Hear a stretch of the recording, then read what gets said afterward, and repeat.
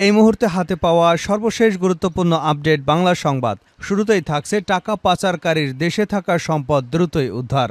বিদেশে টাকা পাচারকারীর দেশে থাকা সম্পদ দ্রুতই উদ্ধার করা হবে, এমনটাই জানিয়েছেন বাংলাদেশ ব্যাংকের গভর্নর ডক্টর আহসান এইস মনসুর। তিনি বলেন, দেশের সম্পদ উদ্ধারের পাশাপাশি বিদেশে পাচার করা অর্থ ফিরিয়ে আনা হবে। এর মধ্যে বিভিন্ন দেশের সঙ্গে এ নিয়ে আলোচনা হয়েছে।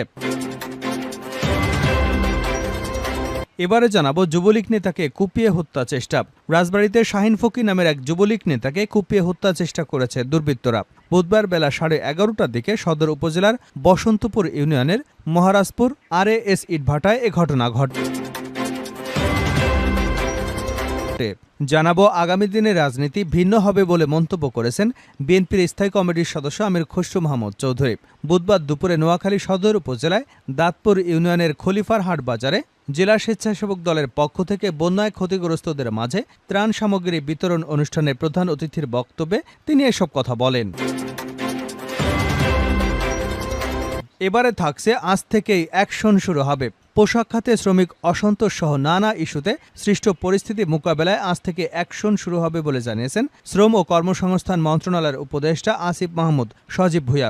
আজ বুধবার সচিবালয় স্বরাষ্ট্র মন্ত্রণালয়ের সভাকক্ষে পোশাক কারখানায় শ্রমিক অসন্তোষ নিয়ে অনুষ্ঠিত বৈঠক শেষে তিনি মন্তব্য করেছেন। এদিকে পদত্যাগের বিষয়ে কাল জানাবেন সিইসি, ডেকেছেন সংবাদ সম্মেলন। পদত্যাগের বিষয়ে আগামীকাল সংবাদ সম্মেলনে আনুষ্ঠানিক বক্তব্য রাখবেন প্রধান নির্বাচন কমিশনার কাজী হাবিবুল আউয়াল। বুধবার দুপুরে নির্বাচন ভবনে নিজের দপ্তরে অন্য নির্বাচন কমিশনারদের সঙ্গে বৈঠকের পর সাংবাদিকদের সিইসি এসব তথ্য জানান। কবে পদত্যাগ করবেন এমন প্রশ্নের জবাবে তিনি বলেন, বৃহস্পতিবার বিস্তারিত জানাবো। যা বলার বৃহস্পতিবার 12টায় এক সংবাদ সম্মেলনে সবকিছু জানানো হবে। এবং সর্বশেষ জানাবো আন্তর্জাতিক সংবাদ। ইসরায়েলে ড্রোন হামলা চালালো ইরাক। ইরাক থেকে ইসরায়েলে ড্রোন হামলা চালানো হয়েছে। আল মাদিন টেলিভিশনের প্রতিবেদনে বলা হয়েছে, ইরাকের ইসলামিক রেজিস্ট্যান্স দাবি করেছে যে তারা ইসরায়েলের হাইফা বন্দরে ড্রোন হামলা করেছে।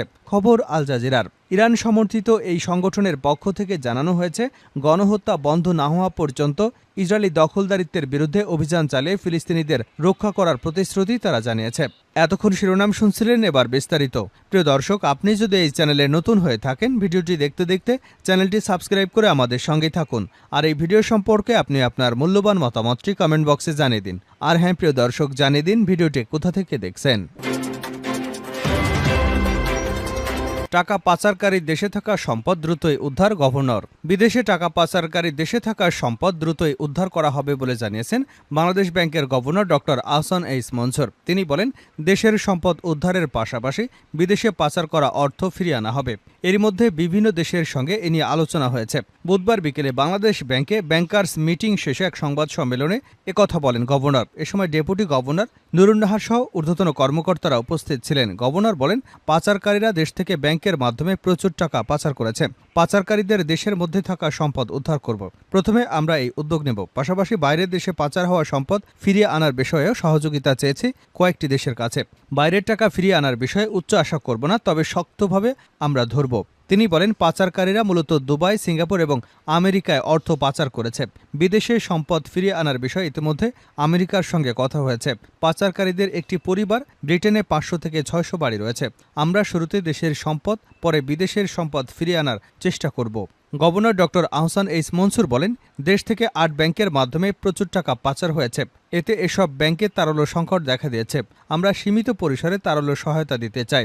সরকার আমানতকারীদের কথা ভেবে তাদের পাশে দাঁড়াবে। তবে তারল্য পুরো সহায়তা দিতে হলে 2 লাখ কোটি টাকার প্রয়োজন হবে। এতে মূল্যস্ফীতি বেড়ে যাবে বহুগুণে। তিনি আরও বলেন, আমরা কিছু সীমিত তারল্য সহায়তা দিতে চাই ব্যাংকগুলোকে। আন্তঃব্যাংকের মাধ্যমে এই সহায়তা দেওয়া হবে, যেখানে বাংলাদেশি ব্যাংক গ্যারান্টার হিসেবে কাজ করবে। এই ব্যাংকে সমস্যা বহুদিন ধরে। আমানতকারীরা জানত, আমরা আমানতকারীর স্বার্থটা দেখব, যাতে তারা অর্থ ফিরে পান। যুবলীগ নেতাকে কুপিয়ে হত্যা চেষ্টা। রাজবাড়ীতে শাহিন ফকির ৪৫ নামের এক যুবলীগ নেতাকে কুপিয়ে হত্যার চেষ্টা করেছে দুর্বৃত্তরা। বুধবার বেলা 11:30টার দিকে সদর উপজেলার বসন্তপুর ইউনিয়নের মহারাজপুর RAS ইটভাটায় এ ঘটনা ঘটে। গুরুতর আহত অবস্থায় তাকে রাজবাড়ী সদর হাসপাতালে প্রাথমিক চিকিৎসা দিয়ে রাজধানীর জাতীয় চক্ষুবিজ্ঞান ইনস্টিটিউট হাসপাতালে নেওয়া হচ্ছে। শাহিন ফকির বসন্তপুর ইউনিয়নের বড় ভবানীপুর গ্রামের মোহাম্মদ আলী ফকিরের ছেলে এবং বসন্তপুর ইউনিয়ন যুবলীগের সভাপতি। শাহিন ফকিরের ছোট ভাই মিলন ফকির বলেন, আমার ভাই মহারাজপুর RAS ইটভাটার একজন ব্যবসায়িক অংশীদার।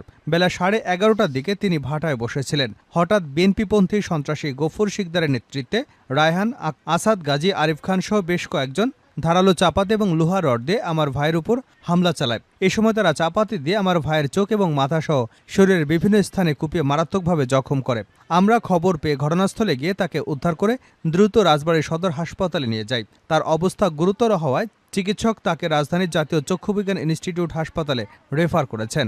তিনি বলেন, আওয়ামী লীগের রাজনীতি করার কারণে আমার ভাইকে কুপিয়ে হত্যা চেষ্টা করেছে বিএনপিপন্থী সন্ত্রাসীরা। আমরা এ ঘটনার সুষ্ঠু বিচার চাই।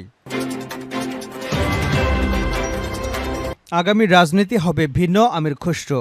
আগামী দিনে রাজনীতি ভিন্ন হবে বলে মন্তব্য করেছেন বিএনপির স্থায়ী কমিটির সদস্য আমির খসরু মাহমুদ চৌধুরী। বুধবার দুপুরে নোয়াখালীর সদর উপজেলার দাঁতপুর ইউনিয়নের খলিফার হাট বাজারে জেলা স্বেচ্ছাসেবক দলের পক্ষ থেকে বন্যায় ক্ষতিগ্রস্তদের মাঝে ত্রাণ সামগ্রী বিতরণ অনুষ্ঠানের প্রধান অতিথির বক্তব্যে তিনি একথা বলেন। আমির খসরু বলেন, তারেক রহমান যে 31 দফার সংস্কার প্রস্তাব দিয়েছেন, এর মধ্যে দেশের মৌলিক সমস্যার সমাধান আছে।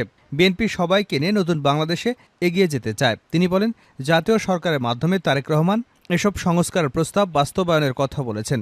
শেখ হাসিনা পালানোর পর দেশের মানুষের যে মনোজগৎ সৃষ্টি হয়েছে তা বুঝতে হবে, মানুষের প্রত্যাশাকে বুঝতে হবে, মানুষের আকাঙ্ক্ষা বুঝতে হবে, যুব সমাজের আকাঙ্ক্ষা বুঝতে হবে। খসরু বলেন, 31 দফা বাস্তবায়নের মাধ্যমে আরও কোনো সংস্কার প্রয়োজন হলে বিএনপি সেটা করতে প্রস্তুত।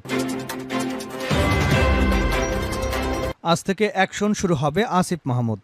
পোশাক খাতে শ্রমিক অসন্তোষ এবং অন্যান্য ইস্যুতে সৃষ্ট পরিস্থিতি মোকাবেলায় আজ থেকে অ্যাকশন শুরু হবে বলে জানিয়েছেন শ্রম ও কর্মসংস্থান মন্ত্রণালয়ের উপদেষ্টা আসিফ মাহমুদ সজীব ভূঁইয়া।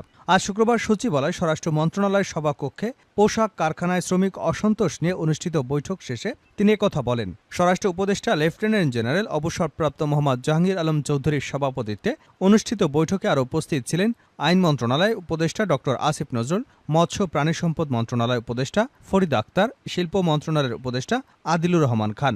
শ্রম উপদেষ্টা বলেন, শ্রমিক অসন্তোষ নিয়ে আমরা মালিক এবং শ্রমিক পক্ষের সঙ্গে একাধিকবার সভা করেছি। আমাদের শিল্প উপদেষ্টা তিনিও কথা বলেছেন। সব শ্রমিক নেতাদের কাছ থেকে আমরা এটাই জানতে পেরেছি, এখন যে আন্দোলনগুলো হচ্ছে শ্রমিক নেতারা এই আন্দোলনের প্রকৃতিটা নিজেরাও বুঝে উঠতে পারছে না, কারণ এখানে কোনো নির্দিষ্ট দাবি উঠে আসছে না, কোনো নির্দিষ্ট দফাও পাওয়া যাচ্ছে না। আসিফ মাহমুদ বলেন, যারা সাধারণত শ্রমিক আন্দোলনগুলো করে থাকেন তারাও সেখানে সেভাবে নেই। বহিরাগত লোকজনের আধিপত্য দেখা যাচ্ছে। কিছু কিছু জায়গায় মালিক পক্ষ বেতন দিতে দেরি করেছে, এজন্য আন্দোলন হচ্ছে। কয়েকটি স্পেসিফিক ফ্যাক্টরি আছে যেখানে মালিক পক্ষ পালিয়ে গেছে, সেখানে কিছুটা অসন্তোষ হয়েছে, সেগুলো আমরা অ্যাড্রেস করেছি। সেগুলোর জন্য সরকার সফট লোন ঘোষণা দিয়েছে, সেটার পরিধি আরও বৃদ্ধি করা হবে। তিনি আরও বলেন, তবে এই ছোট ছোট কয়েকটি সুনির্দিষ্ট জায়গায় অসন্তোষকে কেন্দ্র করে যে জায়গাগুলোতে ফ্যাক্টরি বা ক্লাস্টারগুলো আছে সেখানে দেখা গেছে বহিরাগতরা এসে বেকার যুব সংঘ নামে, যারা কখনো শ্রম এরিয়ার মধ্যে কখনো আন্দোলন করেনি, গাড়ি ভাঙচুরের মতো ঘটনা ঘটেছে। শ্রমিক নেতারাই আমাকে বলেন যে তারা এখানে হেঁটে এসেছেন এবং তারা দেখেছেন যে হেলমেট এবং হাফ প্যান্ট পরা কিছু টোকাই, যাদের টাকা দিয়ে বিভিন্ন প্রোগ্রামের জন্য ভাড়া করা হয়, তাদেরকে সেখানে দেখা গেছে। যারা ঝুট ব্যবসা নিয়ে সন্ত্রাস করছে, আওয়ামী লীগের লোকেরা যে সিন্ডিকেটগুলো সামলাতো তারা তো সেগুলো ছেড়ে চলে গেছে। এখন যারা সেগুলো দখলের পাঁয়তারা করছে এবং সেখানে সন্ত্রাস করছে, তাদের এবং যারা বহিরাগত আছে তাদের বিরুদ্ধে সরকার কঠোর ব্যবস্থা নেবে, সেটা গতকাল বলেছে। স্থানীয়ভাবে আওয়ামী লীগও আছে কিছু জায়গায়, কিছু স্থানীয় বিএনপি নেতারাও রয়েছেন বলে আমরা সংশ্লিষ্টতা পেয়েছি। বিএনপির কেন্দ্রীয় নেতাদের সঙ্গে আমাদের এ বিষয়ে কথা হয়েছে, তারা যাতে তাদের নিবৃত্ত করে রাখেন। আসিফ মাহমুদ বলেন, স্থানীয়ভাবে প্রভাবশালী যেসব আওয়ামী লীগ নেতা এখনও রয়ে গেছেন তাদের বিরুদ্ধে আমরা কঠোর অবস্থানে যাব। স্বরাষ্ট্র মন্ত্রণালয়ের কাছে যে তথ্য রয়েছে সেটার ভিত্তিতে তাদের গ্রেপ্তার করা হবে। সেখানে যে জনদুর্ভোগ তৈরি হয়েছে সেটার জন্য পুলিশ ব্যবস্থা নেবে। শেষ করছে আন্তর্জাতিক সংবাদ দেব। ইসরায়েলে ড্রোন হামলা চালালো ইরাক। ইরাক থেকে ইসরায়েলে ড্রোন হামলা চালানো হয়েছে। আল মাদিন টেলিভিশনের প্রতিবেদনে বলা হয়েছে, ইরাকের ইসলামিক রেজিস্ট্যান্স দাবি করেছে তারা ইসরায়েলের হাইফা বন্দরে ড্রোন হামলা চালিয়েছে। খবর আল জাজিরার। ইরান সমর্থিত এই সংগঠনের পক্ষ থেকে জানানো হয়েছে, গণহত্যা বন্ধ না হওয়া পর্যন্ত ইসরায়েলি দখলদারিত্বের বিরুদ্ধে অভিযান চালিয়ে ফিলিস্তিনিদের রক্ষা করার প্রতিশ্রুতি তারা নিয়েছে। এদিকে ইসরায়েলের সামরিক বাহিনী জানিয়েছে, তাদের সেনারা পূর্ব দিক থেকে একটি ড্রোন আসতে দেখতে পায়, কিন্তু সফলভাবে এই ড্রোনকে আটকানো সম্ভব হয়েছে এবং একটি ইসরায়েলের ভূখণ্ডে প্রবেশ করতে পারেনি। এর আগে ইসলামিক রেজিস্ট্যান্স ইসরায়েলে হামলা চালিয়েছে। ইসরায়েলের বন্দর নগরী ইলাতে গুরুত্বপূর্ণ লক্ষ্যবস্তুতে ড্রোন হামলা করা হয়। ইলা শহরটি লোহিত সাগরের তীরে অবস্থিত। এছাড়া গত জুনে ইসরায়েলের গুরুত্বপূর্ণ লক্ষ্যবস্তুতে ড্রোন হামলা করা হয়েছিল। জুনের শুরুতে এসব হামলা চালানো হয়। সংগঠনটি তখন জানিয়েছিল যে তারা দখলদার ইসরায়েলের গুরুত্বপূর্ণ স্থাপনাগুলোতে লক্ষ্যবস্তু করে ধ্বংস করবে। এই মামলাগুলো গাজায় ইসরায়েলি বাহিনীর হামলার প্রেক্ষাপটে চালানো হয়েছে বলে ধারণা করা হচ্ছে। ৭ অক্টোবর ফিলিস্তিনি স্বাধীনতাকামী সংগঠন হামাস ইসরায়েলের সীমান্তে আকস্মিক হামলা চালায়। এরপর গাজায় অভিযান শুরু করে ইসরায়েল। প্রায় ১০ মাস ধরে গাজায় তাণ্ডব চালাচ্ছে ইসরায়েলি সেনারা।